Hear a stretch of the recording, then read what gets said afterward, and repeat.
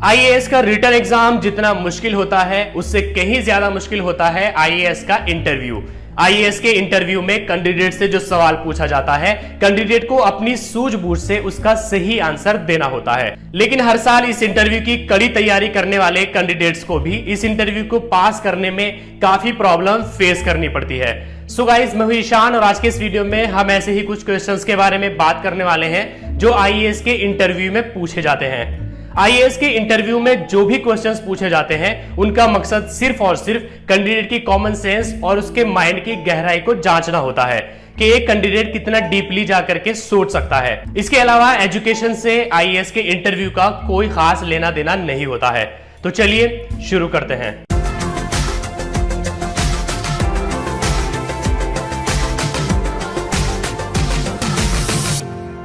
IAS के interview में एक क्वेश्चन पूछा गया था कि अगर आपको किसी 3 कमरों में भेजा जाए तो आप कौन से कमरे में जाना पसंद करेंगे। इसमें 3 ऑप्शंस दिए गए थे कि पहले कमरे में जहां पर आग लगी हुई है, या दूसरे कमरे में जहां पर 5 हत्यारे बंदूक के साथ तैयार हैं, या फिर तीसरे कमरे में जहां एक शेर पिछले 1 महीने से बिना कुछ खाए पिए रह रहा है। इस सवाल को सुनकर काफी सारे कैंडिडेट सोच में पड़ जाते हैं कि क्या आंसर दें और इसका आंसर नहीं दे पाते हैं। लेकिन इसका सही जवाब है तीसरा कमरा, जहां पर एक शेर पिछले 1 महीने से बिना कुछ खाए पिए रह रहा है।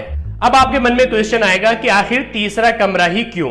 यहां पर मैं आपको बता दूं कि यहां पर तीसरा कमरा सबसे ज्यादा सिक्योर है, क्योंकि शेर बिना कुछ खाए पिए 2 हफ्तों से ज्यादा जिंदा नहीं रह सकता। और इस सवाल में बताया गया है कि एक शेर पिछले 1 महीने से बिना कुछ खाए पिए रह रहा है, तो इसका मतलब ये हुआ कि वो शेर अब तक मर चुका होगा।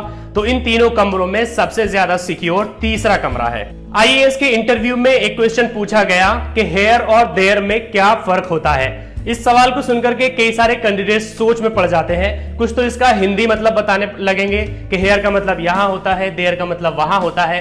लेकिन सोचने वाली बात यह है कि आखिर इतना इजी क्वेश्चन आईएएस के इंटरव्यू में पूछा क्यों जा रहा है। बहरहाल, जिस कैंडिडेट से यह क्वेश्चन किया गया था उसने अपनी सूझबूझ से इसका जवाब दिया। उसने कहा कि हेयर और देयर में सिर्फ टी का फर्क होता है। यहां पर आप देखिए कि पूछा गया है कि हेयर और देयर में क्या फर्क होता है। ये नहीं पूछा गया कि हेयर और देयर का क्या मीनिंग होता है या इसके मीनिंग में क्या फर्क होता है, बल्कि पूछा गया है कि हेयर और देयर में क्या फर्क होता है, और हेयर और देयर में सिर्फ टी का फर्क है। आईएएस के इंटरव्यू में एक क्वेश्चन पूछा गया कि अगर जेड के 8 लड़के हैं और उनकी एक बहन है तो जेड के कुल कितने बच्चे हुए। इस क्वेश्चन को सुनकर के काफी सारे कैंडिडेट परेशान हो जाते हैं और सोच में पड़ जाते हैं और जल्दबाजी में इसका गलत आंसर दे देते हैं। लेकिन मैं आपको बता दूं कि अगर आप इस क्वेश्चन को सही से सुनेंगे तो आपको इसका जवाब भी इसी में मिल जाएगा।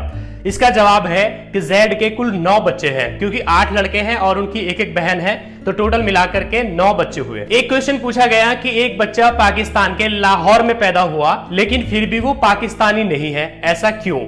तो इस क्वेश्चन को सुनकर के भी काफी सारे कैंडिडेट परेशान हो जाते हैं और इसका आंसर नहीं दे पाते हैं। उन्हें लगता है कि ये काफी हार्ड क्वेश्चन है, लेकिन अगर देखा जाए तो ये इतना हार्ड भी नहीं है। तो इसका जवाब है कि वो बच्चा 1947 से पहले पैदा हुआ था, और हम लोग जानते ही हैं कि 1947 से पहले पाकिस्तान का वजूद ही नहीं था।